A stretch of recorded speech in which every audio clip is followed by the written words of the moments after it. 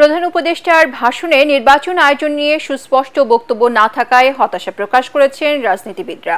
তারা বলছেন ১০০ দিনে বেশ কিছু অর্জন থাকলেও দ্রব্যমূল্য নিয়ন্ত্রণ এবং অর্থনীতি পুনরুদ্ধারে অন্তর্বর্তী সরকারে উল্লেখযোগ্য অগ্রগতি নেই। অপরদিকে রাষ্ট্রবিজ্ঞানীরা বলছেন রাতারাতি এসব খাতে পরিবর্তন আনার সুযোগ নেই।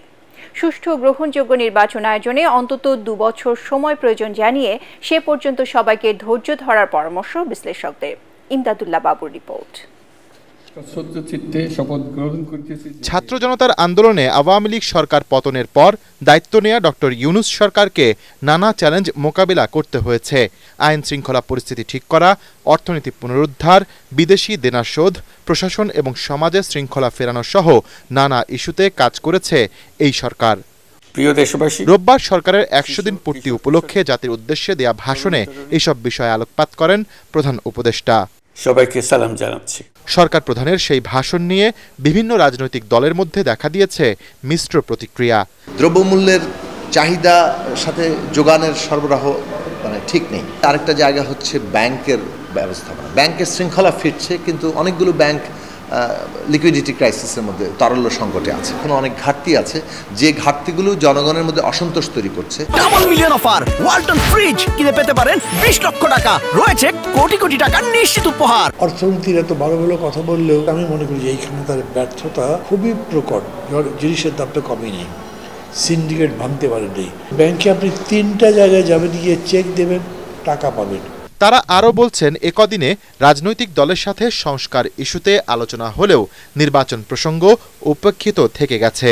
উনি কিন্তু বক্তৃতার মধ্যে বলেছেন, আমরা রাজনৈতিক দলগুলোর সাথে ডায়লগ চালিয়ে যাচ্ছি। উনি রাজনৈতিক দলগুলোর সাথে ডায়লগ করছেন না, ইস্যু ভিত্তিক দুটো ডায়লগ করেছেন। একটা হলো 15 আগস্ট, আর একটা হলো পূজা। রাজনীতি নিয়ে কোনো কথা বলেননি, ইলেকশন নিয়ে কথা বলেননি। এই গভর্নমেন্ট পলিটিক্যাল ডিসকোর্সে যাচ্ছেই না, হুইচ ইজ ভেরি অ্যালার্মিং। নির্বাচনের পরিবেশ সৃষ্টির জন্যই সংস্কারের প্রয়োজনীয়তা আছে, আবার সংস্কার একটা ধারাবাহিক প্রক্রিয়াও। এখন কি সংস্কারগুলো আমরা এখন করতে পারছি, কোন সংস্কারগুলো আবার ধারাবাহিকভাবে চলবে, এইসব প্রশ্নে একটা ন্যূনতম ঐক্যমত্য দরকার। আলাপ আলোচনাটা নিয়মিত বিরতিতে দরকার, সে আলাপ আলোচনাটা হচ্ছে না। বিশ্লেষকরা বলছেন, নির্বাচন নিয়ে অন্তর্বর্তী সরকারের দলগুলোর সাথে দ্রুতই আলোচনা শুরু করা দরকার। বললেই তো আর নির্বাচন 6 মাসেও হবে না। এই কাজটা করার জন্য মিনিমাম এই সরকারকে 2 বছরের সময় দেওয়া দরকার। নির্বাচন কমিশন করার পরে তফসিল ঘোষণা থেকে শুরু করে নির্বাচন পর্যন্তও 3 মাস সময় লাগে। এখানে তো আরো কতগুলো কাজ বাকি আছে। ভোটার লিস্টটা বেশ সময় সাপেক্ষ ব্যাপার, কারণ ভোটার লিস্ট আপনি হালনাগাদ করে নির্বাচনে গেলে সেটা সফল হবে কিনা সেটা একটা প্রশ্নবিদ্ধ ব্যাপার। ওই ভোটার লিস্টটা সত্যিকারের বায়াস ভোটার লিস্ট কিনা সেটাও তো আপনার পরীক্ষা নিরীক্ষা করে দেখতে হবে। সময় পেলে ডক্টর ইউনূস সরকার একটি মজবুত ভিতের বাংলাদেশ গড়তে পারবেন বলে বিশ্বাস বিশ্লেষকদের।